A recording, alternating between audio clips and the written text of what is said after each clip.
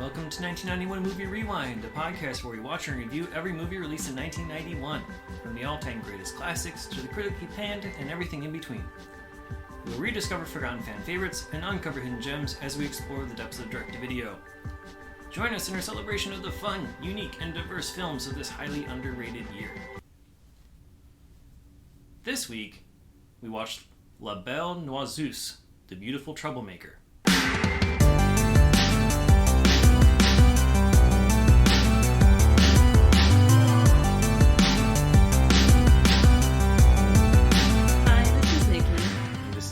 Thank you for joining us on 1991 Movie Rewind. In La Belle Noiseuse, young painter Nicolas and his girlfriend Marianne, played by Emmanuelle Béart, go to visit the famous artist Edouard Frenhofer, played by Michel Piccoli, in his secluded countryside manor. While there, Nicolas convinces Frenhofer to come out of retirement and use Marianne as inspiration for his final masterpiece. He abandoned the painting 10 years ago due to the emotional damage it was causing, and there's no telling if Marianne or Frenhofer will be strong enough to see this project to the end. Screenplay by Pascal Bonitzer, Christine Laurent, and Jacques Rivette, directed by Jacques Rivette, and premiered at the Cannes Film Festival on May 14th, 1991. So I know that neither one of us have seen this movie before, but no. This is your birthday week movie selection for the podcast. The first time we're doing birthday picks. Mm-hmm. So why did you decide to choose La Belle Noiseuse, just to make me struggle with French pronunciations? Yes. Well, okay, so on our Instagram, we follow a lot of nostalgia.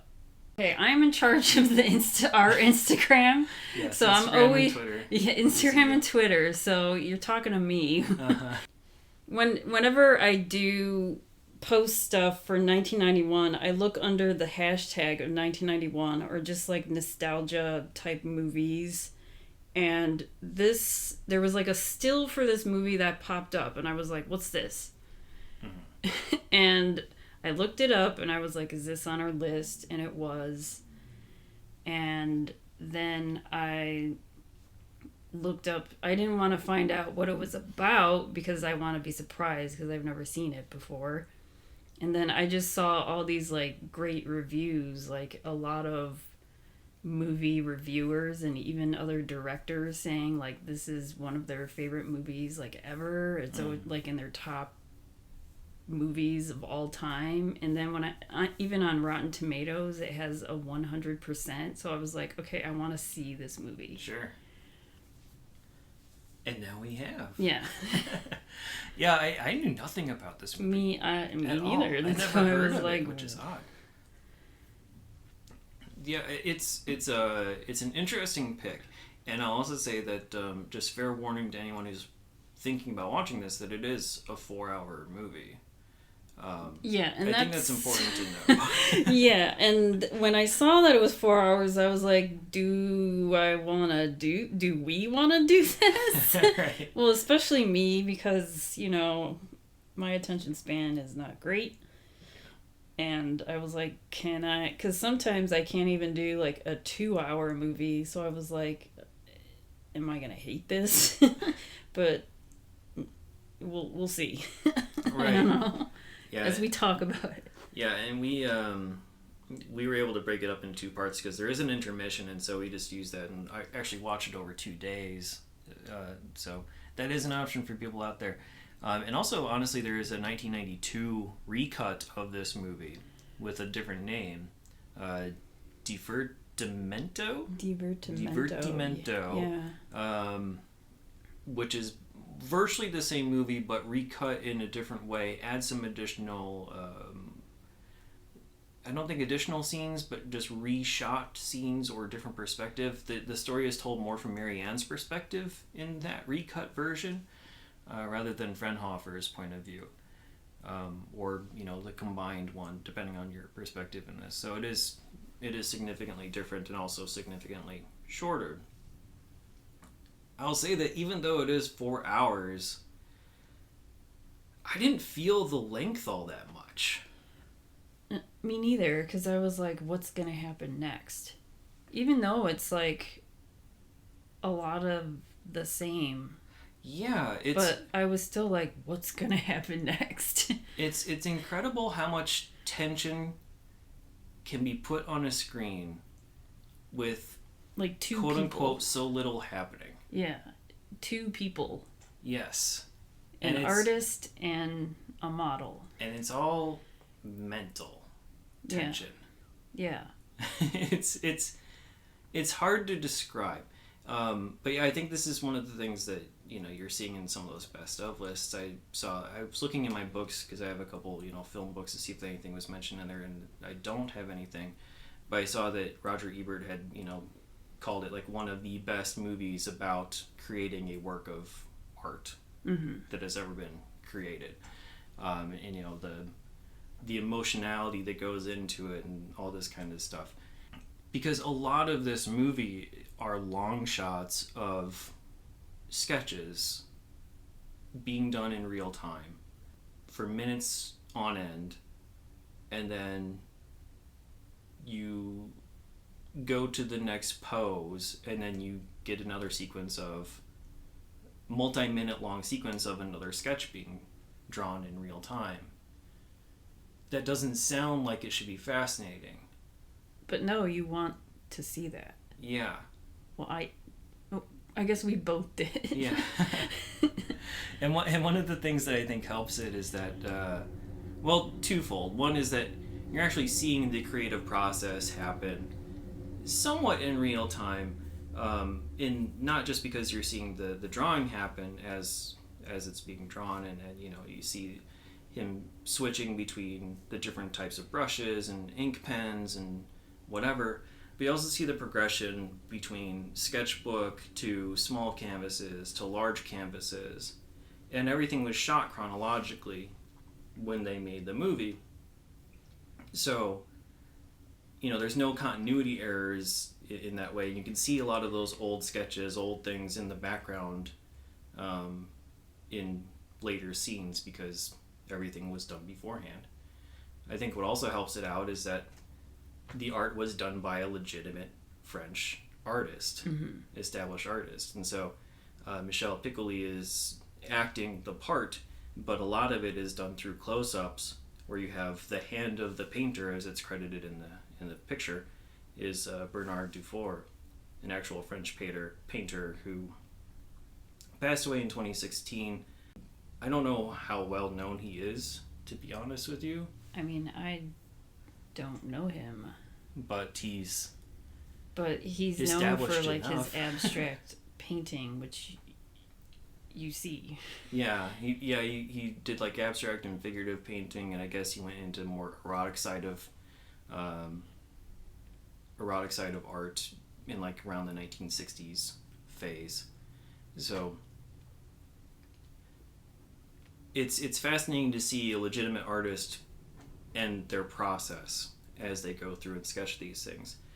It was really strange to see the progression and when he chose to put different lines on the page, when he decided to shade certain things. Because it's not just as simple what I would do as a complete novice, right? Like just draw a circle for the face and then outline the body and the shoulders and get the figure of the thing first. That doesn't happen here. It's like, okay, here's a couple strokes on the left-hand side of the head. And now I'm going to switch into the arm on the right-hand side. Yeah, like he's not focusing on one specific area for too long. No, and not even certain style either. You can see how he's making that, like he's trying to do that line in the center so he can make things sort of like in the perspective and like symmetrical, I guess. But not really, because he's abstract. He'll like do one arm like super long or something, and then he does like half an eyeball or something, and then like shades a certain part, and then he's done, and then he's like, okay, next position. Right. Yeah, and it's tough to know why he's done and when, But it's just fascinating to see the process of how this is working, because as you're seeing it being done, you're thinking, well, this is never going to turn out to be anything, right? Like, okay, well, he drew a couple very thin lines, and now he took this other brush and just smudged a bunch of black. Right. Like, and you think, even okay, he'll, well, like, stick his hand in and, like, kind of put his whole hand across the whole thing as if he's, like, sort of erasing it. Right. But not really. But no, it's just like a way of shading, because he's so proficient in all these different techniques of getting different shades and styles and widths and mixing the light and the wide and the light and the dark that, are beyond our comprehension because we're not professionals. Right, yeah. So it's fascinating to see how that all comes to be. You're watching, an artist working. Yes. In real time. In real time. It's like from scratch, from the beginning to the end. Sort of. Yeah, there's very few jump cuts when the art is actually being made. It does happen in some of the later scenes. And sometimes, like on the larger canvases, the camera will pan up and down as the drawing happens in sort of a jerky movement, which is, probably the least solid point of the filmmaking itself. So it makes the jump cuts a little bit more noticeable, but in general, it's one stagnant shot of this guy in his hand as he draws Marianne. Mm-hmm. And my understanding is that basically what happened in the filmmaking is that Emmanuelle had to pose for the actual filming of the scene, and then later, after the filming had wrapped up for the day, she had to pose at least briefly for Bernard Dufour separately to finish these paintings, so that he could actually do the work at night. Yeah, because when we're seeing these random cutscenes of the like sketches and the painting day to day, some of them will be like 10 minutes long, and then it's like some are like 30 seconds, 10 minutes, whatever. And then it just depends on the artist, because he'll do like a quick sketch, turn the page, and then he tells her to pose in a different way, spends 10 minutes doing another thing. But then whenever she comes in each day, you see the sketches or the paintings all around this guy's studio. Yeah. And there's probably a lot more that like did his not make progression. the cut because of what we see in some of the sketchbook shots when when Frenhofer is on the couch looking through his sketchbooks at the end of the night. Thumbing through pages, and some of it is like stuff that we had seen. Some are not. Some is not. So, he's just going through his art, sort of second-guessing himself. Yeah. And the idea behind the whole piece is to create his last masterpiece. His masterpiece. Like this thing that's been in his head forever. This concept of the beautiful troublemaker, which is probably not a perfect translation of Noiseuse. I think even within the movie, they say it means a couple different things than troublemaker. So I saw it was like nut. Yeah, like a crazy person. Yeah. Yeah. So there's different interpretations. Yeah, I like troublemaker out of all these other definitions. Yeah, and I think it fits Marianne's character. Yeah, because she is like the troublemaker. In a sense, I guess. Yeah. She's independent is what she is. Yeah. So she thinks she's very she says what she thinks, and she's very blunt and forthright with everything, and that's exactly what he needs. Yeah, and people are like put off by that. Yeah. I think that's exactly right, but also drawn to her because of that, as well as her physical appearance, right? So, and that's what Frenhofer needs in this, because he was trying to do this with his wife Liz, played by Jane Birkin, and he stopped at some point because the painting was getting too real, I think is what it was. There's a chance that it was going to ruin their love if he continued doing this, because the whole concept of the art, at least in his mind, is that there has to be quote-unquote blood put into it, where there's a lot of sacrifice, there's a lot of heartache, and a lot of back and forth. You need to be pushing the boundaries of each other. The painter and the model both have to be pushing back against each other and bring out these emotions in one another. And if you were to continue to do that with Liz, who was his partner at the time, I don't know if they were married when he quit the painting, but they were dating at least, that might have ruined the relationship that he wanted to hold on to, and so he abandoned that. Yeah. And there's always been this and he just twinge of regret of not being able to complete that, while at the same time being satisfied that that Liz was still there. Yeah, so I think he just kind of gave up his first love of painting for his second love, his wife. Yeah. Yeah. I think that's a perfect way to put that. And, I guess we haven't even, in the beginning, I don't know if we should just start how it begins. Well, yeah, I think, that's a good way to lead into the beginnings, because he talks about that when Nicolas, Marianne, and this other guy, Porbis, who is an art dealer, and, the manager of both of them, both Nick and Frenhofer, they all go to visit. And he takes them all up to the studio and explains, here's some of my work, and then he talks about how he never finished this ideal concept of the beautiful Troublemaker painting. Yes. So he gets into a little bit of the history of that. It's a weird sequence, because I don't really know the impetus for them going to him.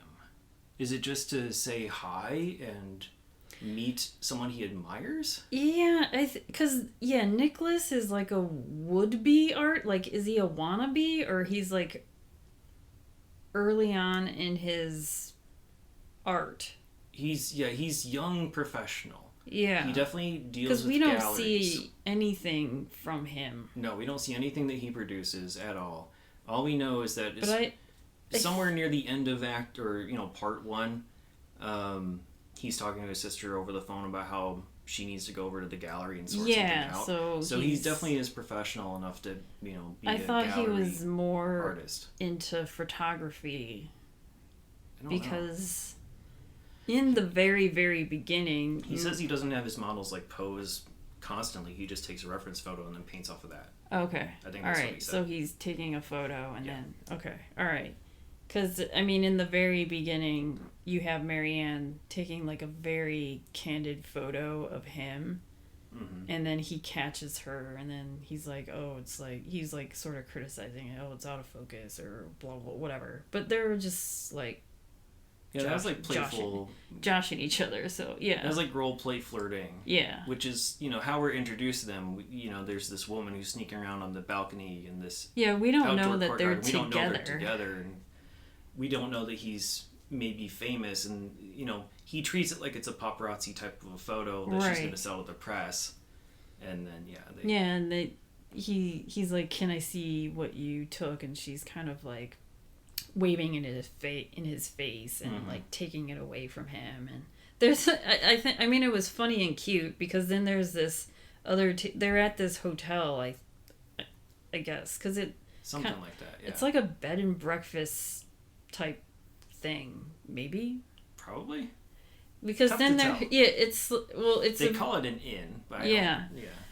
But on the next table over, it's two other women watching them do this flirty thing, and then when they leave, they do say something in English, and I forgot. Right, they're English tourists. Yeah. I don't think I wrote it down. I forgot, and they were like, "Oh, well, that's that type thing." It's that's just how it is here type. Yeah, of thing. That's just how love is here, or whatever. Yeah, because they make it seem like they're two complete strangers, and then they have this brief back and forth, and then they just run off to the room together. Yeah, as if they're gonna go sleep together at strangers, or whatever, even though they've been partners for 3 years, I however, think it is. yeah, like X amount, 3 years? Okay. Yeah, I think it's 3 years. It could be 2, but I think it's 3. And yeah, that's how the story begins. With some narration too, a little bit of brief narration, which doesn't return until the very end. But I guess Porbus introduces... I'm assuming it's because Nicholas sort of... I don't want to say idolizes Frenhofer, but just is it like a fan, I guess. Yeah. And at least is an admirer. Yeah. And maybe hoping for like a mentorship in some way. Yeah, but that doesn't even happen. No. Because it turns into this whole trying to finish Frenhofer's masterpiece. Yeah, and Nicholas offers up Marianne without her even being in the room to consent to that. Mm-hmm. And that becomes a thing. And then Nicholas gets jealous of the time that Marianne is spending with Frenhofer. Even though this was all his doing. Yeah, he offered Marianne without her consent. Yeah. And we see that them kind of fighting about that. Which is a legitimate fight, obviously. Yeah. And it's really interesting because I don't fully know why she agreed to do it. So they went to bed angry at each other because he agreed to offer her up. Yeah, and he told her, and she's like... nude model for this she's stranger. She's like, what the hell? Yeah. Right? Without even asking. And that he's expecting her in the morning. And then she wakes up before him and sneaks out of the room that they're keeping together and goes to Frenhofer, which was honestly a shock to me. I thought that maybe there'd be some additional, I don't know, hemming and hawing, or like maybe she would go off and do her own thing first, and then have some additional discussion. But she, basically just goes there. And does it. I mean, I was a little surprised that she just she got ready and went over, and she's like, okay, I'm just gonna do this. And I think it's because she snuck out of it, right? Yeah. And I'm assuming this to not give Nick the satisfaction. Yeah, for him saying, you gotta go over there. Yeah. She's like, I'm just gonna this is going do to be this on my choice, own. And yeah. You're not gonna know about it, and you're not gonna know where I am. Right, because he goes over to her place, and Liz is like, oh, are you here for Marianne? Mm-hmm. And he's like, oh, she's here. And that's when he realizes it. Now he becomes jealous, like, oh, she came on her own discourse, I guess. And then you see, I mean, not a lot throughout the movie, but he'll sometimes come over to the house while Marianne is I'm assuming she's modeling for the entire day. She's supposed to come over at 10 a.m. Mm-hmm. And then it's dark. I mean, I really don't. I mean, it kind of seems like there was a day where it seemed as if they were up till like... There was one time where it seemed like it was like 5 a.m. or something. They don't explain time very well. Yeah, but... And part of that is the location that they're in, right? They're in this converted barn that is now his studio, where if you close the door to the studio, you can't tell what time of day it is. So, it's really hard to know until they decide to leave and go outside the studio, mainly up to him, too. Yeah, and it's all up to Frenhofer. Even later on in the movie, when Liz is talking up... just jump in, like, almost fast forward to the end, sort of, maybe. I don't know. But Liz explains how when she was modeling for him, and this is right where he was at his breaking point, I guess, with this masterpiece, they spent an entire week in his studio without leaving it, and they would just wake up, try this modeling, painting of his masterpiece and then taking breaks and then getting up and continuing for a full week. Yeah, and I don't think it took nearly as long here. Right. To do I think, this. I mean, he knows that Marianne has to, like, go back, but... Yeah, because they're basically on an open-ended vacation. Yeah. And at some point, Nicholas is like, I have to go back to the studio. Gallery, come with me. And she's like, no, I'm going to stay and see this out. Until you can go it's if done. you want to. Yeah. But I mean, he's like reluctantly staying. I mean, he could have gone. He's afraid of losing her if he goes. Oh yeah, but I mean, spoiler alert, he does. Yeah. Even when after it's done. Yeah. And that's probably part of the point of the painting in a way. Yeah. So the painting, like we said, is meant to be something of a back and forth. And at the beginning, when they start having these conversations, Marianne and Liz are talking about how they're losing the war to their partners, basically meaning that it's between them and the art. Mm-hmm. And so, Marianne is already kind of losing out to Nicholas because she's less of a priority to him than whatever he's doing with the paintings. And Liz is worried about losing the war with this resurgence of this masterpiece. And that, Liz said that she had a truce with her husband until this moment. And honestly, I think Liz's character progression in this whole thing is one of the more fascinating parts of the movie. Mm-hmm. Just to see how she handles all of the ups and downs of this and how she balances her emotions of like regret and jealousy and fascination and admiration, just runs the gamut of proud versus afraid, and everything in between is just amazing. And I think honestly pretty much all the acting is great in this whole thing. But I think Liz is someone who could probably be kind of underrated because she's not the focus of the story, even though in a way she is, because she used to be. Yeah, and I mean, they're out in the middle, they're in the south of France, and it just seems as if she's stuck there because of him.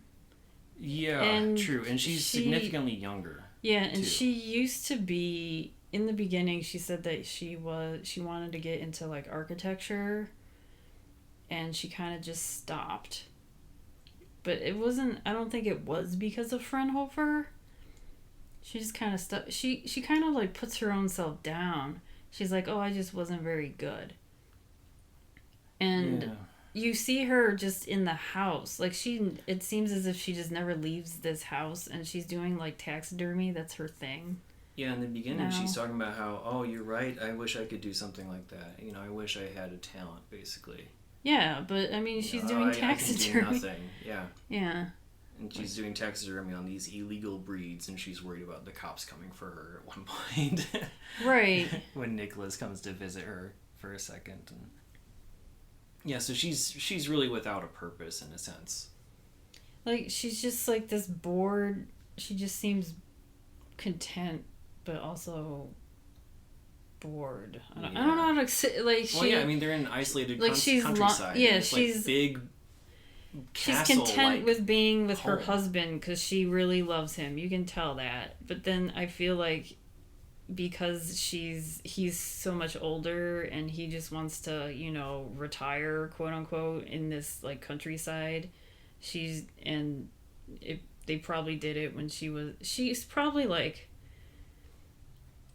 40s, 50s in this, but like 10 years ago, she probably wanted to live her life and do other stuff, while Frenhofer is like, no, I just want to be out here. Yeah. and be content with living here for forever. And she just goes along with that because she loves him. Yeah, exactly.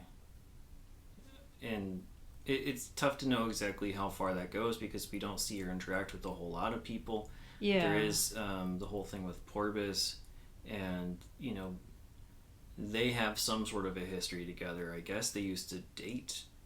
I think because sort of she calls him... Yeah, there's one part where he comes by just to see... Well, I guess he comes by a couple of times just to see how the painting is going. That's like all he cares about. He's like... I mean, that's what he says. He's like, that's all I care about is the progress of how long is it going to take and blah, blah, blah. Because he wants to buy it. Yeah, he's already made the agreement with Frenhofer like before he started and said, oh yeah, you could use Marianne as the model, and Porbus is saying, okay, and then when you finish it, I will buy it from you. Mm-hmm. Like this, not even asking the question, like this is what's going to happen. Yeah. And so he's waiting for the final masterpiece from the great Frenhofer. So yeah, it's that aspect of it where he's coming in under the guise of saying, hey Liz, how are you doing? But really, well, how the fuck is the painting doing, man? He doesn't really give a shit about how she really is doing. And then she knows it, and then that's when she's like, you annoy me, I hate you, and kind of tells him to go. Uh-huh.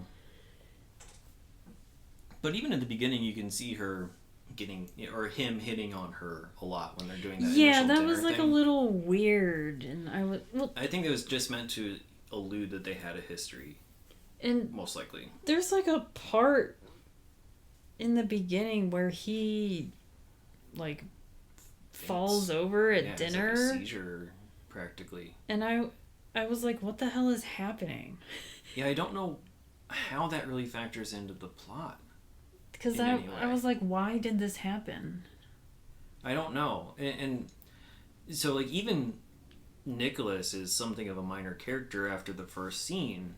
And Porbus is only in a couple scenes. He's in, like, the beginning, comes in briefly, near the start of Act 2.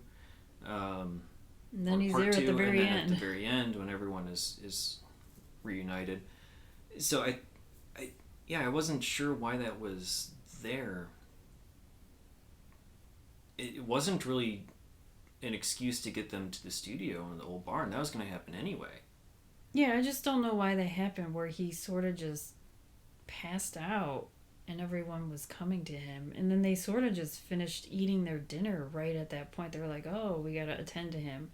But then he gets up and he's like, they're all I'm cutting fine. that tart. Everyone had gotten the piece of the tart. Yeah, and he fell they were over about to eat this and then, good-looking tart. And then everyone left before eating the tart. Yeah, that Liz spent all day making, probably.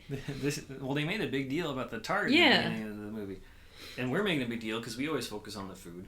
Yeah, we're like, no one ate the tart. Yeah. And then we're like looking at the juice and the tart and like, this looks good, let's go. Yeah, all their food. Yeah, we were like, let's go to France and have a petit déjeuner. Yeah. And yeah, but whatever. That scene was just, I was like, what at that scene? Because he passes out. They're all like, oh, I guess we're done. We have to tend to him. But then he gets back up and he's like, I'm fine. Right. And then they go up to the studio and start talking about this painting. As if, I was like, what? Why was that even included? I really don't know. I just didn't understand that part at all. No, it didn't need to be there, and it didn't really lead to anything. And I don't know if that's because the script was somewhat created as they went along, or if that was the case. I mean, I got the impression that because they shot it in sequence, chronologically, that some of the scripting also happened as they went along. And so maybe they intended for that to be something, and then the movie just evolved. Nothing happened after that. Yeah, the movie evolved into something else, and they decided to scrap that whole subplot, maybe. I don't know. Yeah, we can just... like, I just thought that was the weirdest part of anything. And I think once we get to the part where Marianne shows up and she starts modeling for Frenhofer, it's a little, like I was a little scared. Yeah. Because I was like, what is he gonna do? I'm scared. Yeah, I mean, I think the natural... way he's kind of like, well, they don't like each other. Yeah, they didn't hit it off at dinner. I mean, part of it is that Frenhofer was basically telling her, you're going to lose Nicolas to his art. Yeah, and she's like, I don't like... She's like, I don't want to hear that. Right. Like, how do you feel I don't like this Nick guy may choose painting over you? Yeah, and afterwards, she's telling Nicolas that I don't like him, and she's kind of like making fun of Frenhofer, like, oh, you need to use the blood and whatever to make it work. Yeah, mocking him. Yeah. So, which is a very pretentious thing to say. Yeah. So yeah, she's like this pretentious fuck. I was kind of thinking the same things. Like, oh, it's not real art if you don't pour your blood into it. I'm like, all right. Like, does that mean he's actually gonna like prick his finger at some point and like do it like he signs it with blood or some shit? Yeah, so they don't like each other. He's kind of annoyed by her too. So it's like this tension already.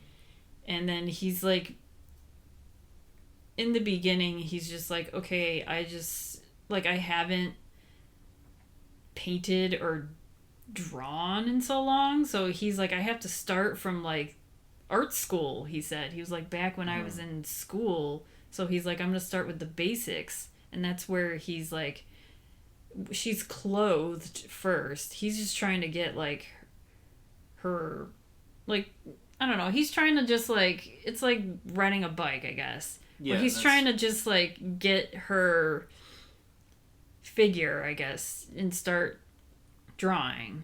And that's when he's starting with the sketchbook part. Yeah, he's using a sketchbook and he's drawing her just standing, and he's doing like her whole body, and then he's like, come closer to me, and he's just doing her face, and he's like, okay, turn around. But then after that, she knows she's gonna have to like tear her clothes off because, you know, this is like a nude photo. And then, I mean, she's naked for like most 80% of this movie. Most, yeah. And then that's when we get to the everyday scenes of him putting her in the most like uncomfortable positions, and he's like pulling her, and I'm like, oh my god, I'm scared, because he's like, no, you gotta do it this way, and he's always like coming by and like pulling her up. He wants her to always be like standing straight or like doing something where he's like, you're moving, and it's like he just treats her, you know, he just doesn't treat her like a person. Right, yeah, exactly. He just sees her, you know, he just like, I mean, we see that for this whole movie. Almost. Like, I'd say like maybe where after part 2 starts is when things start to shift a bit more. Yeah, because then they start talking, and it's like they start to build a relationship. It's like, but not like, Liz and Nicolas think they're gonna like hook up and, you know, sleep together, and that's what I was like scared of this entire movie. But that's sort of like the natural thing that you think of with the artist and model relationship, right? Because that's like, what happened with Liz and him and Liz. And I don't know if Liz honestly thought that was gonna happen. But I mean, Nicolas obviously is concerned about that. Oh because yeah, he's concerned about everything. But I think Liz knew enough to not be jealous of that. I think she was more jealous that she took her place in the painting. Yeah, as being kind of the muse for this new, well, his last masterpiece. Yeah. And we also see that because he eventually takes the one that he was painting of Liz 10 years ago, and he paints over her face. Yeah. With Marianne's body on it. And then, you know, Liz sees that, and that's where she gets pissed off. Yeah, that's when we have a major confrontation with Liz. But to sort of go back before we get into near the ending side of things, Yeah, Frenhofer is treating her not like a person at all. She is a puppet to him. And he even explains that. He's like, yes. I've had so many models. And then he talks about every single model he's had, including Liz. Just like, they do whatever I say and blah, blah, blah. And he's like, want that. Yeah, and she's like, what the fuck? You can't tell me what to do type. She's just very much like that. But she's still doing it. It takes her a while to test the boundaries the way that Frenhofer is actually looking for. Yeah. But yeah, for the most part, what he's trying to do is he's putting her in all these positions that are extremely uncomfortable and unnatural, which will help him, see different shapes and forms and whatnot. Right. But also just to continually make her so uncomfortable that she starts to fight back. Mm-hmm. But not fight back to the point where she quits. That's sort of like the hope. Is that, there is a point where she walks out. Yeah. But it's temporary. But there are points where like she's holding a position for so long that she like starts grabbing for like a cigarette because imagine I don't know, it's boring. I would be bored out of my mind. Yeah, but, even in a comfortable position, staying in one spot, in one position for the same. Right, and she's in these uncomfortable positions for however, we don't know, for like 8 hours. I don't even know, or more or less. And there's like points where she's like, ugh, I want a cigarette, and she's just like reaching for it, and he's like, no, don't move. And but that back and forth is part of the process. Yeah. That's what he wants is, okay, yeah, rebel against me. You're the troublemaker, so to speak, right? So like, yeah, fight back. Tell me why this isn't appropriate, and gets her to open up in such a way through the rebellion. Yeah, till one day she was like, okay, I'm gonna pick where I'm gonna pose and do. And that's when he starts to get a little bit more inspired. Because I think there's even a point where he kind of wants to give up. He's like, I can't see it. I can't find it in my art to finish this painting. Yeah, another part of why he's putting her into so many different poses, that he's trying to find the exact right thing to use as the basis for the painting. Mm-hmm. And it's not happening because she's not fully there. And by the time the intermission happens, I'm not really sure why she's enduring it. He clearly wants to break her. Why does she want to be broken? And, even Nicolas is like, why are you still doing this?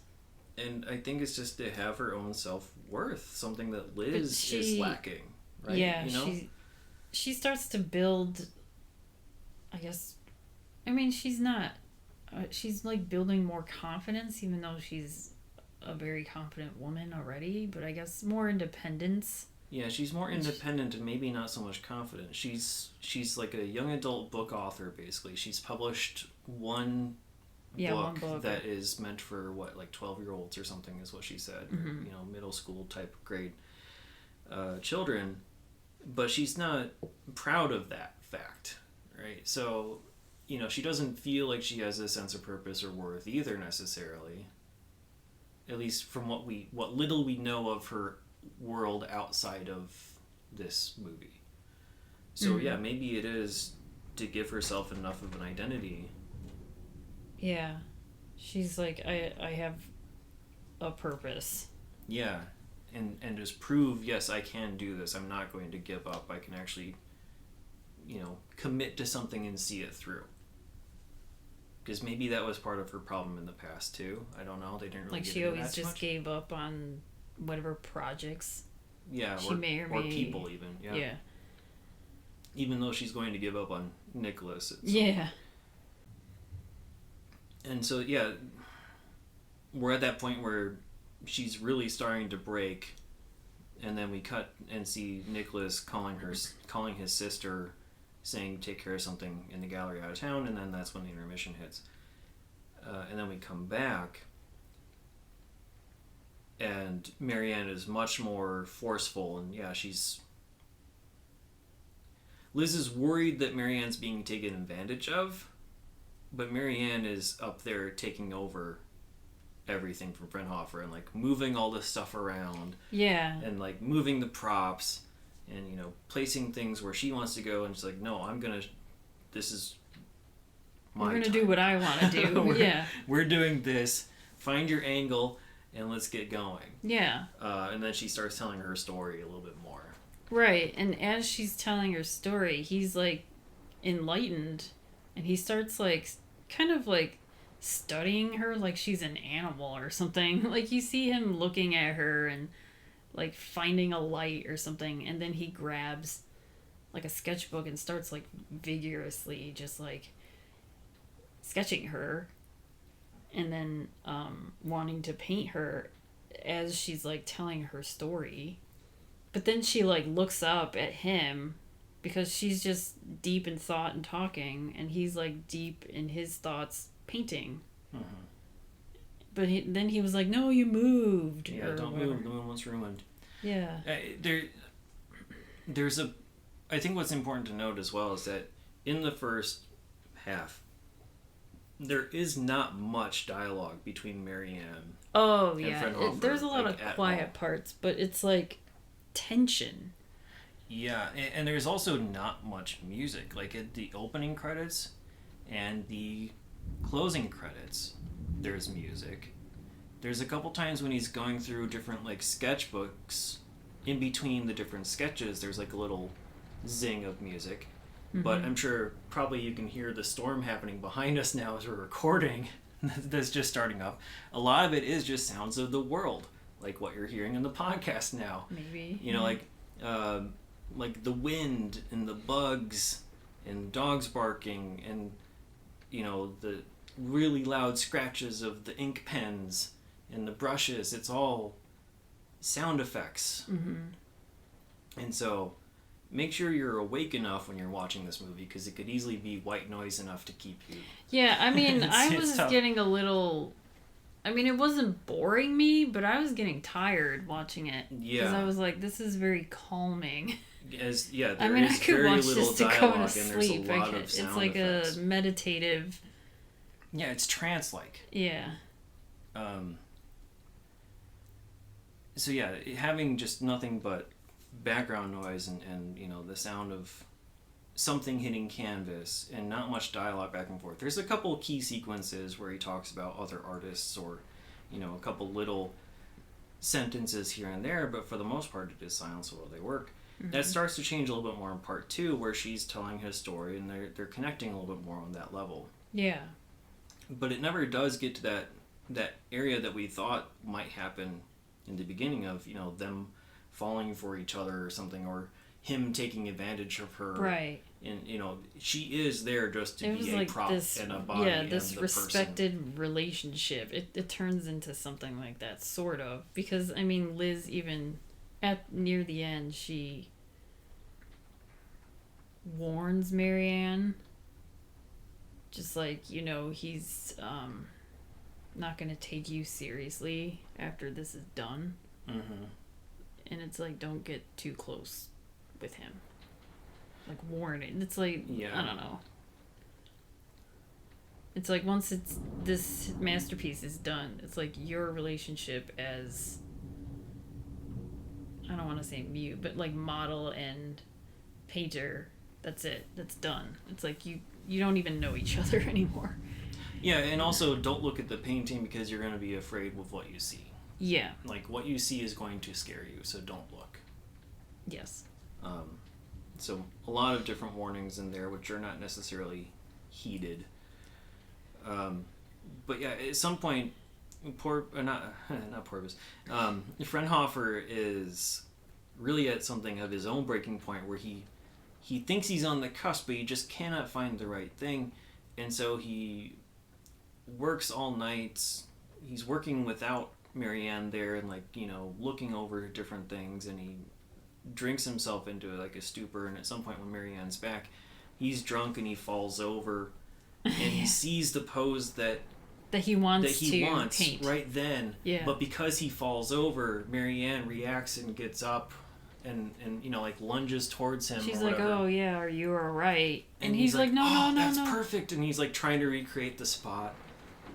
I mean, that scene was hilarious. I was like, did they? Because it seemed as if they were both having an actual good time. Yeah. Like yeah, as they're laughing, laughing like as actors, as he's trying to like find the exact right area where he was. Because he's like, where was I? Where was I? Where was I sitting? Like this, and he's like jumping up on the stools. He's like, where was I sitting? And she's just cracking up to the point where she can't even like breathe. Yeah. And then she kind of falls over, but she hits her head, and then she's cracking up even more because she hit her head. And then they're both just laughing, and then they're like laughing and drinking together. Mm-hmm. But then he's like, okay, let's get back to business. And it's around that time that like the turning point really happens, and he finds what he's looking for, and he starts painting over his old painting of Liz. And boy, was that such a emotional scene. Mm-hmm. Surprisingly, like you see, like it's a big canvas, and you see this head without a body of Liz, Mm-hmm. and then you see the body of Marianne without a head. They're in completely different poses, so they're not going to line up with each other whatsoever. Yeah. So it's not like he can combine them, and he's not ever intending to. And you see him in this very long shot with a painting staring at the face of quote-unquote Liz as it's finally getting covered up, sort of, with Mm-hmm. blue.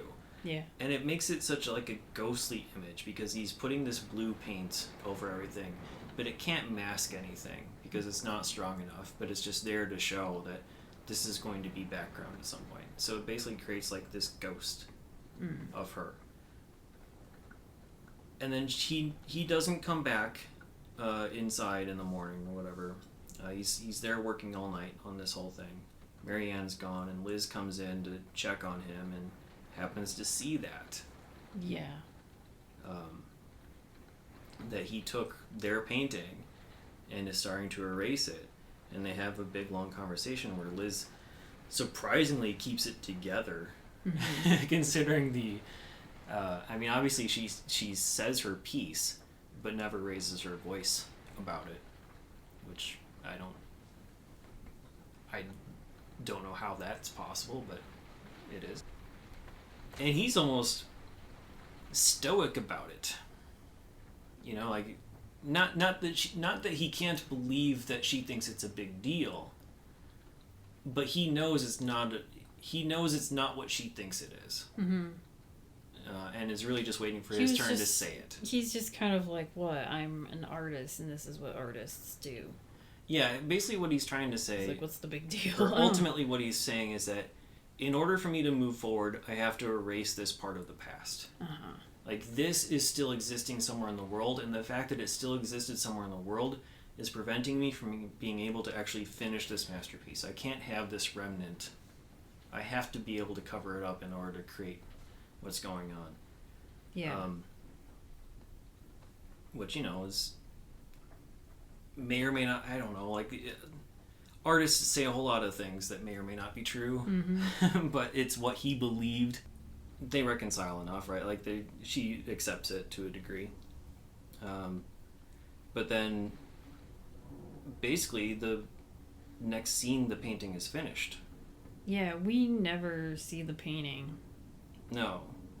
The finished, final masterpiece. Marianne sees it. Marianne sees it, and then... Liz sees it. And then we never talked about this character at all. The daughter of their maid. Yes. Magali. Yeah, This is her only movie. I was confused, but well, first I thought she was their daughter, but then, you know, there's a point where Frenhofer is like, go give this to your mom, and the mom was their maid cook. Francois. And do they live there? Possibly. But it's a big place. We don't get to see the whole thing. I mean, because, yeah, and the daughter, she's, you know, she's a teenager because she's always, I mean, she's like dancing around a lot and doing whatever, but there's a point where she's kind of talking about, like, a boyfriend of hers, I guess, because she's talking about these letters that she got from, like, him, an admirer or something. Yeah. So she's, like, some teenagers. Sort of young love. Yeah. But, she sees that painting, and then she and Frenhofer...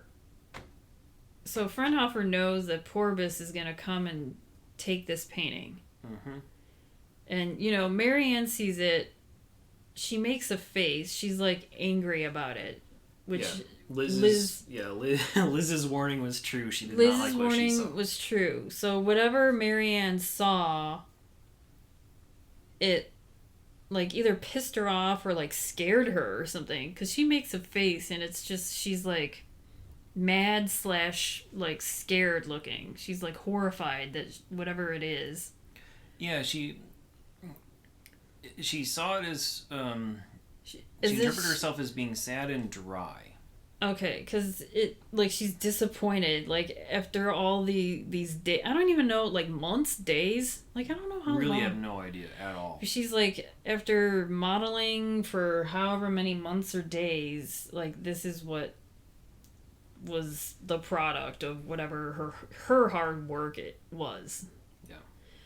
And then, Liz sees it, and she reacts to it by, like, next to his signature, she just puts, like, a cross. Mm-hmm. Which I don't really know what that would...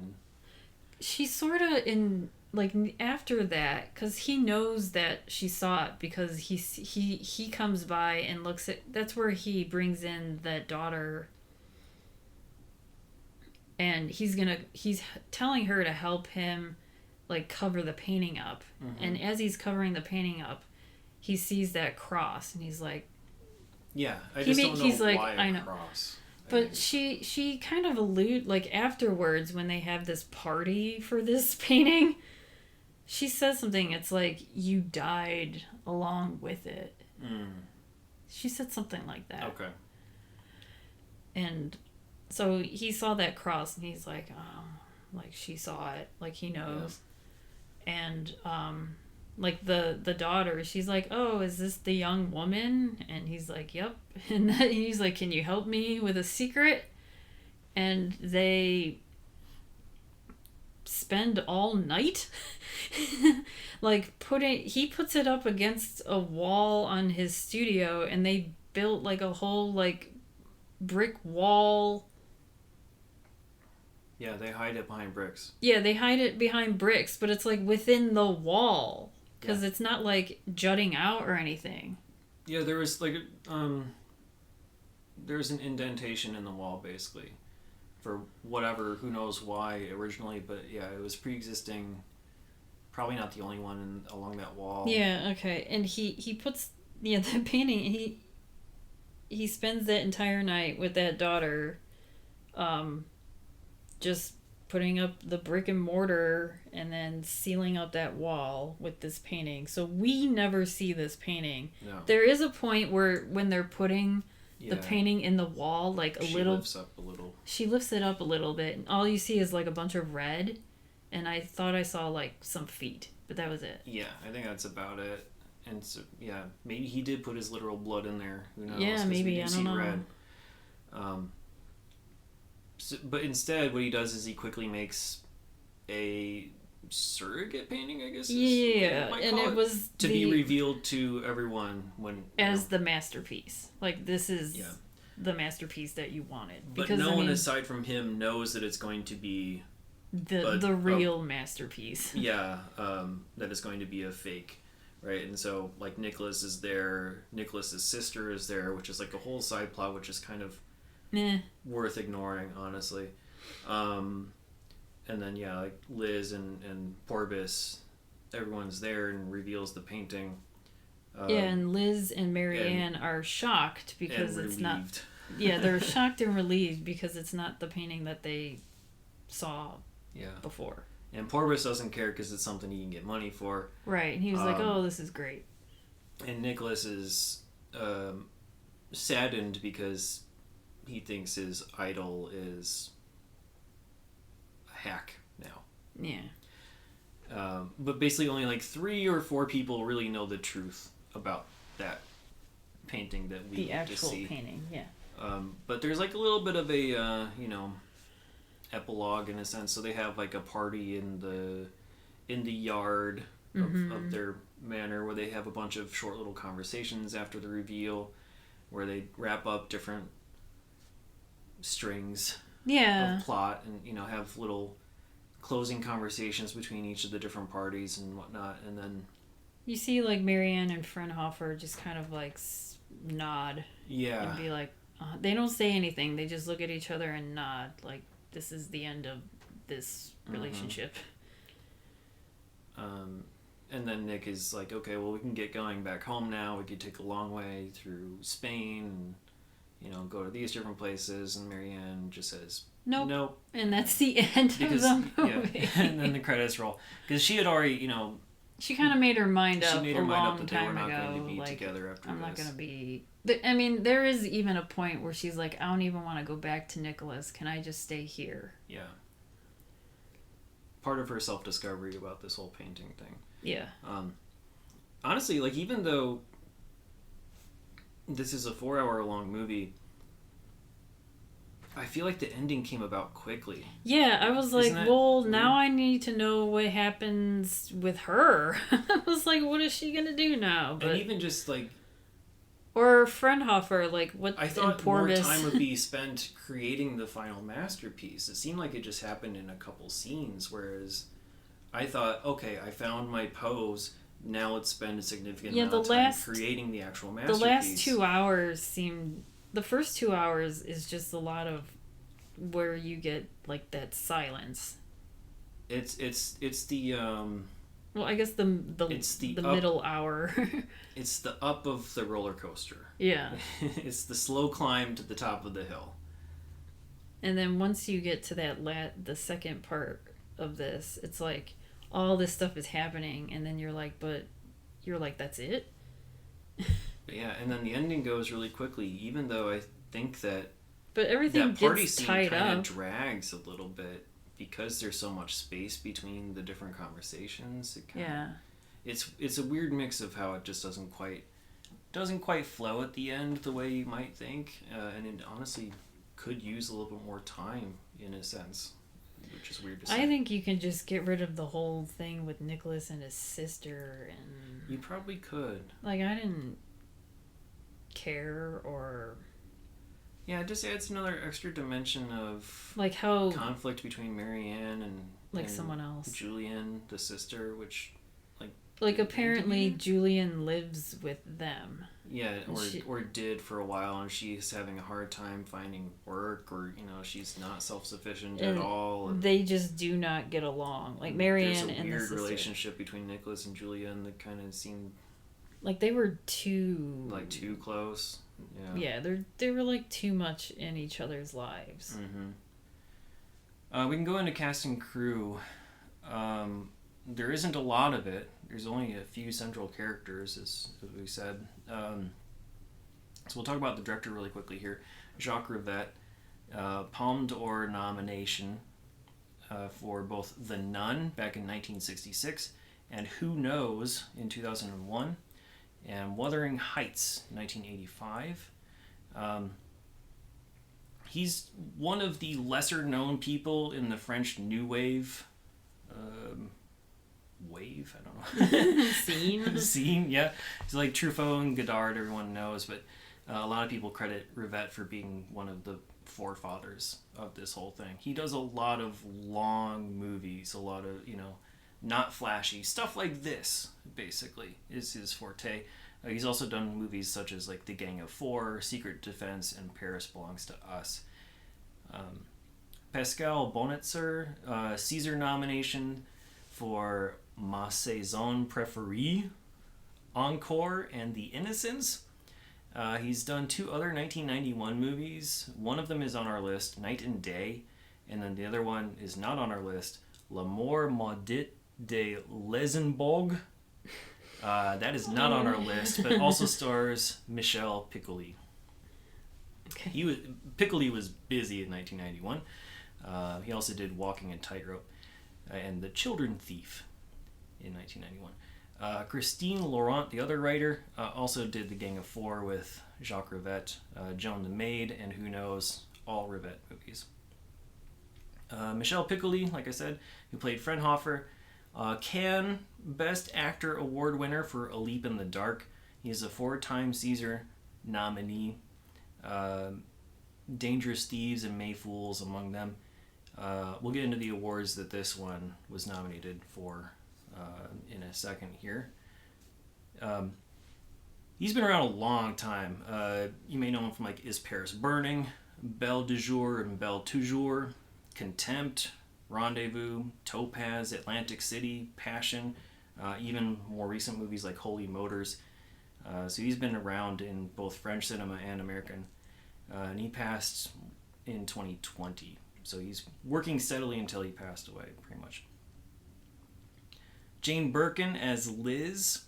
César nominations times 3 for her. The Pirate and La Femme de ma Vie. A Cannes Golden Camera nomination for Boxes, which is a movie that she wrote and directed. She also directed a segment for the 1991 movie Lest We Forget, which is a French movie that is in many, many parts and is unfortunately not on our list. It's not something we found a watchable version of. I think a lot of people know the Birkin bag.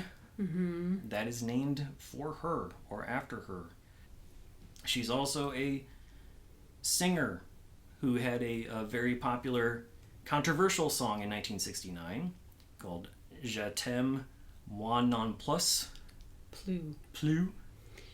This was Serge Gainsbourg. Do you know who that is? I don't. Do you know, there's a song called Bonnie and Clyde. You would know his music. I mean, even if you heard that Je t'aime, moi non plus. Because that song has been in a bunch of movies. You would know it. So that song was very controversial and banned from radios for a while because of its sexual moaning in nature. I mean, a lot of Serge Gainsbourg music is like that. Yeah. But as an actress, she's also been in such movies as Blow Up, Under the Evil Sun, Death on the Nile, A Soldier's Daughter Never Cries, Kung Fu Master, and also Dust. So she's been in a whole bunch of stuff. And we'll see her daughter, Charlotte Gainsbourg, in some other 1991 movies as we go along as well. Oh, wow. Emmanuelle Béart as Marianne. 7 César nominations, but only 1 win for Manon of the Spring. Did I pronounce that right? Close to it? Sure. Manon of the Spring. That was back in 1986. She's been in a bunch of American and French movies such as Nathalie, 8 Women, Don Juan, Mission Impossible, the first one. She was in that. And then also she's in a 1991 movie called I Don't Kiss as well. The sister Julienne, who we didn't really talk about in terms of the movie, was played by Marianne Denicourt. Caesar nominated for Best Supporting Actress in Hippocrates. She's also been in Hotel de France, 1991 movie Pierre qui roule, La Vie de Mort, which is not on our list. She's also been in movies such as Day and Night, The Lost Son, Me Without You, and Up, Down, Fragile, which she also wrote.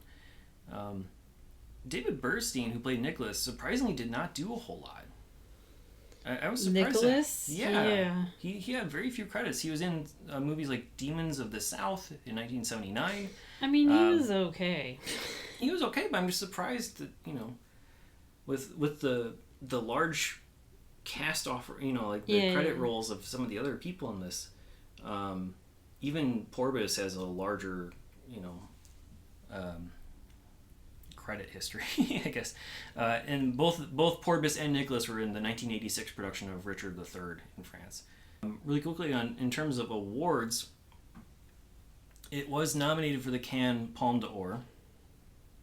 It won the grand prize of the jury. It also won the prize of the ecumenical jury special mention, which I don't know what that really is, but it's one of the movies that got the special mention from the ecumenical jury. At the César Awards, it did not win anything. It was nominated for Best Film, which went to All the Mornings of the World. Nominated for Best Actor for Mr. Piccoli, but that went to Jacques Dutronc for Van Gogh. Best Actress went to Jean Moreau for Old Lady Who Walked into the Sea. Okay.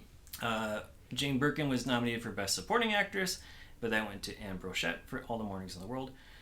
Nominated for Best Director, that also went to Alain Corneau for All the Mornings of the World. So, got shut out, but several nominations. And it did have a very brief American box office performance, and also a re-release in 2017, it appears, where it appeared somewhere for like the weekend. So, it had a very brief box office performance and is number 202 on our list of performers, if anyone is interested. On to true crime and pop culture we go. Yep. So this movie, I think this is the first and maybe only movie that was on a Tuesday. I don't think we've had a movie that was released on a Tuesday. Historic events that happened on this day. The first one is that Winnie Mandela, she was sentenced to 6 years for complicity in kidnapping and beating of 4 youths, one of whom died, but she was freed on appeal. Okay. And, I mean, I was looking into this, and I mean, I knew nothing about this. No, I really... I don't... Something I probably should know, but don't. Right, like, I don't know much about Winnie Mandela besides her being married to Nelson Mandela. Yeah. Which, I mean, that's my fault for not, I don't know, I think I educating knew that myself. they were both in jail, but other than that, I don't She know. has a lot. I mean, I was going in on a lot about her past, and I was like, I don't even know where to begin. But for this specific case, it was on December 29th, 1988. This is the Saipai and Asvat killings. I don't know some of these people, and I try to look more into it, but I was like, this is a whole like other hour of talking about things, so I'm just gonna do like a brief little like 2 sentences that I saw, 2 or 3 sentences. Yeah, and then we could link stuff. So on December 29th, 1988, Jerry Richardson, who was the coach of the Mandela United Football Club, abducted a 14-year-old James Saipai. He was also known as Stompy Saipai, and 3 other youths from the home of Methodist minister Paul Varon, where the coach Richardson claimed that Winnie Mandela had the youths taken to her home because she suspected that the minister was... Okay, I'm gonna... Trigger warning. Sure. There's gonna be, like, sexual abuse, and then there's gonna be... I mean, even just with abducting, and then there's a death. And then the next thing that I'm gonna talk about is suicide. So, going back, Richardson claimed that Winnie Mandela had the youths taken to her home because she suspected the minister was sexually abusing them. The 4 were beaten to get them to admit to having sex with the minister, and then negotiations with these youths, I mean, they're teenagers, I guess, lasted 10 days. And the kidnapped boys were released by Winnie Mandela, but Saipai was found later. He was found dead with stab wounds in the throat on January 6, 1989. And today, on this day, May 14th, 1991, Winnie Mandela was sentenced to 6 years, but was freed on appeal. Okay, on to a famous death. We have Zhang King. I'm probably going to say that wrong, but she's known as Madame Mao. She was married to Mao, the communist of China. Okay. She committed suicide on this day. But another summary is that basically when Mao died, he died in 1976. She was arrested after his death, and she was sentenced to death. But then in 1983, she was commuted to life imprisonment. While in life imprisonment, she killed herself by hanging herself. On to TV. So yeah, on Tuesday, on ABC, we have Who's the Boss, Dinosaurs. Who's the Boss was still going in 91? Yeah, I guess. This was a repeat, so... Still, I thought it was done in the 80s. I thought it was still going. I don't know. I guess so. I don't remember. Who's the Boss? And then Dinosaurs, Roseanne, and then we have a couple of new shows. This one show after Roseanne is called Stat. Do you want to know what that's about? Do you want to guess? It must be a hospital, right? Yeah. Uh-huh. So Stat is a comedy, and it only lasted a season, and it seems as if only a few, like 6 episodes were released. But it's about a doctor. Dr. Tony Menzies oversees the chaos of a New York City emergency room while trying to mentor a new resident, Dr. Elizabeth Newberry. His fellow cowboy Doniger finds time to be very popular with the ladies between saving lives. Like, so did this walk so ER can run? Because you have, the ladies' man, but not as... I mean, it only lasted half a season. It was one season. This show walked so that Scrubs could run, probably. No, I'm thinking so ER could run. Or maybe, I mean, it's a comedy. If it's a comedy. So, okay, yeah, then so Scrubs can run. Yeah. So the Dr. Tony Menzies is played by Dennis Boutsikaris. He is in Better Call Saul. And he's also in Billions now, which I know... Well, if I saw a picture, I'd probably recognize him. Alright, so after Stat was 30-something. And then on CBS was an episode of Rescue 911. And after that was the movie Crocodile Dundee 2, which I laughed. On NBC was... We're going to be watching these movies. This was they had... I guess this was like... a collection, but I don't know if this was Tuesday the network movie of the weekday. It was the Perry Mason TV movies. Oh. So I mean, there's 4 of them. So I was like, is this like? I didn't look at. I know we have it on our list. It's The Case of the Glass Coffin, but I don't know if this was like a 1-month thing where every Tuesday for this month of May there was a Perry Mason movie, or if it was. Yeah, spread out. One per quarter. We'd have to check the list. The list will have the release date on it, so we can double check that. But all of those are on DVD, like across all of the years that they did Perry Mason movies with Raymond Burr and everything. They're on DVD available, so we'll get to those at some point. Yeah, and then after that was the show. We sort of talked about this, but I don't think we talked about it because the actor in this show, we've talked about this show. All right. It's Shannon's Deal. I know we've mentioned it, but I think it was because of Jamie Sheridan. He's the lead character in it. Oh. Because I remember us sort of speaking about this. Like, I vaguely remember, like, maybe just saying, oh, he was in Shannon's Deal. Because it was in 1991. boy, I don't remember anything about it. Okay. It's already so unforgettable. I forgot what it is. So, Shannon's Deal is a legal drama. Of course. That was on NBC from... That's everyone's deal. Yeah, I'm like, what's your deal? Yeah. It's Shannon's Deal. I probably even made that same joke last time. Me? I don't know. Maybe.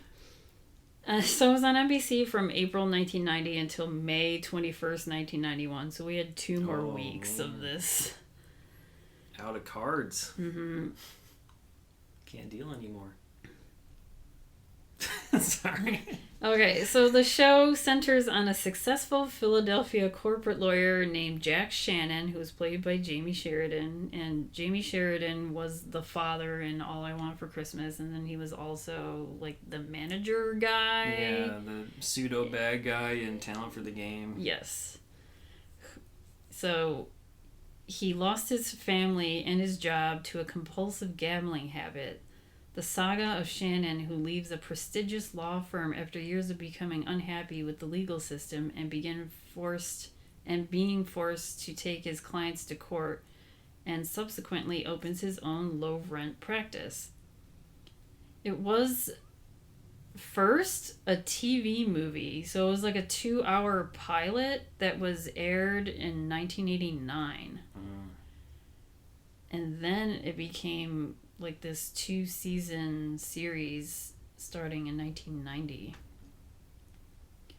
But I mean, I was looking it up, and this show was nominated for like an Emmy. And then it won an award for the 1991 Environmental Media Award for Best TV Drama. So I guess there was like an episode that talked about like environmental law, maybe? Sure. So something about oil spill or something, maybe. Right. Yeah, so I thought that was kind of interesting.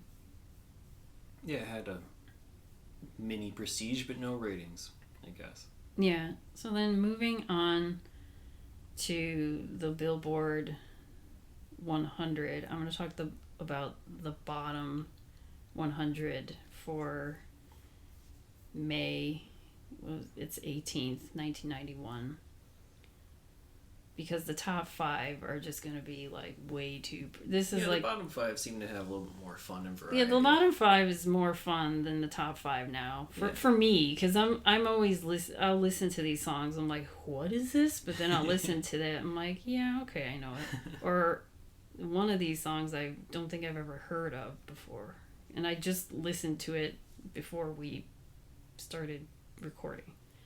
So at number 100 is Get Here by Oleta Adams. Don't know it. I feel like this is a song that was probably for a lip sync for your life on RuPaul's Drag Race at some point. It's an obvious song that you would hear in a grocery store, because when I heard this, I was like, okay, I definitely heard this before while working at a grocery store. Number 99 is this song called How to Dance by the Bingo Boys featuring Princessa, and I was like, what? But when I heard the song, I was like, oh, this song.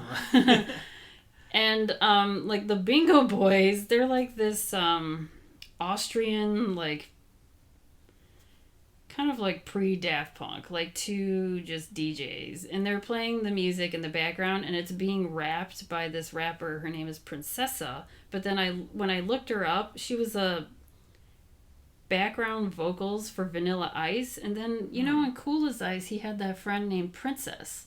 Yeah. But it wasn't her, because the woman who was Princess was the sister in Coming to America. Yeah. So it wasn't the sister rapping in this video.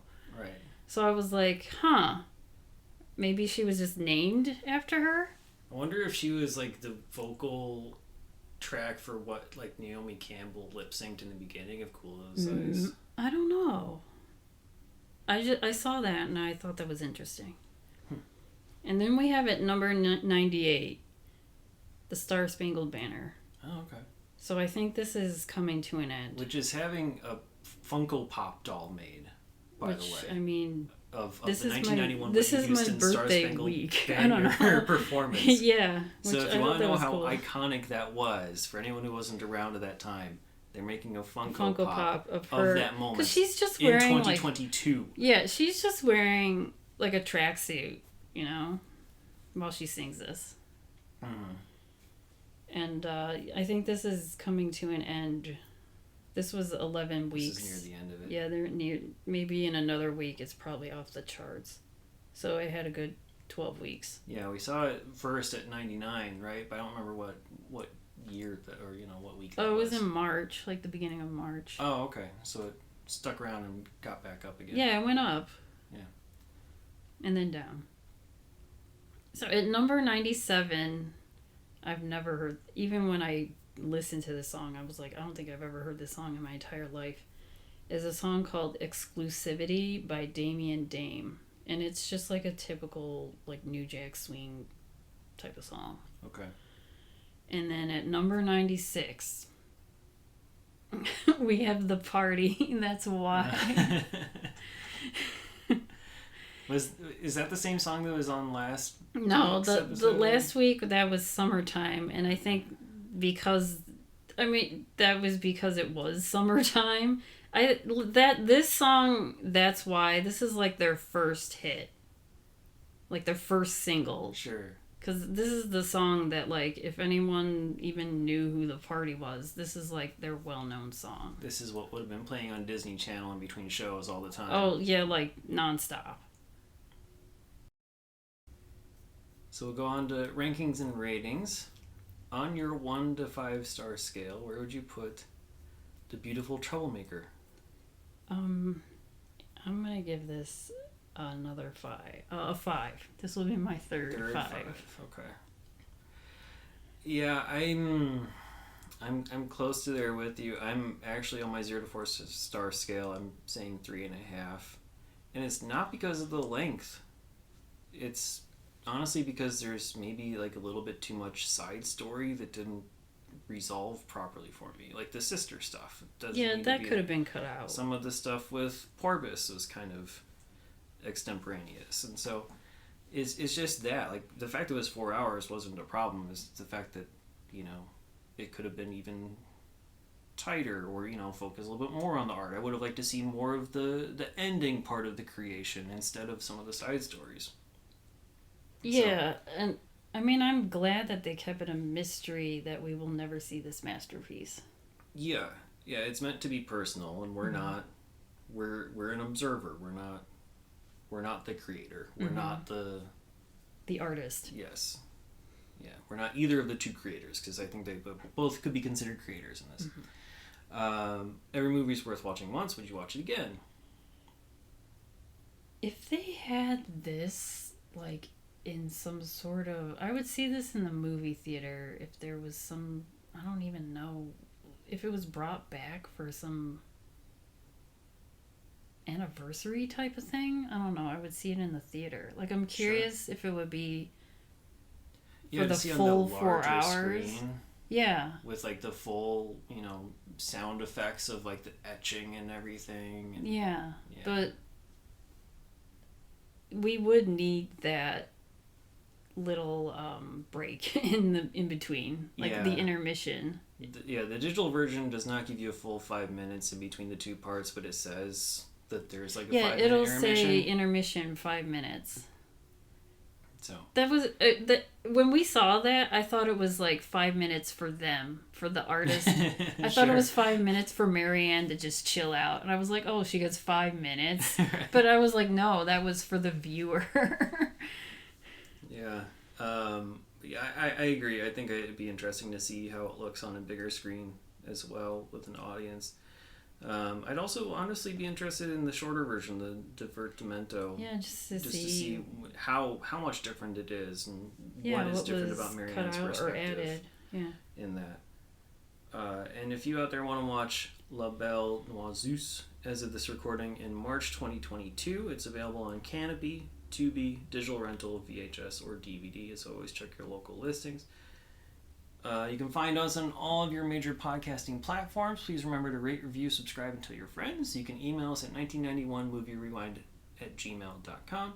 You can follow us on Twitter, Instagram, Facebook, and Letterboxd. Just search 1991 Movie Rewind, or go to 1991movierewind.com for the full list of movies along with show notes and more. Next week, we're going to do something of a Oscar tie-in. We got Being the Ricardos is nominated, so we're going to watch Lucy and Desi Before the Laughter, which is a 1991 TV movie. That's available on VHS, maybe DVD, and also other corners of the internet. We will see you then.